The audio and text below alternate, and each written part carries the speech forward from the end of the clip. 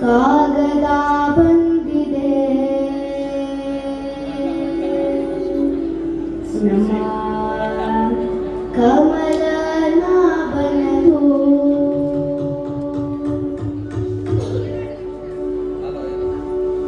ಕಾಗದ ಬಂದಿದೆ ನಮ್ಮ ವೆಂಕಟರಮಣನದು.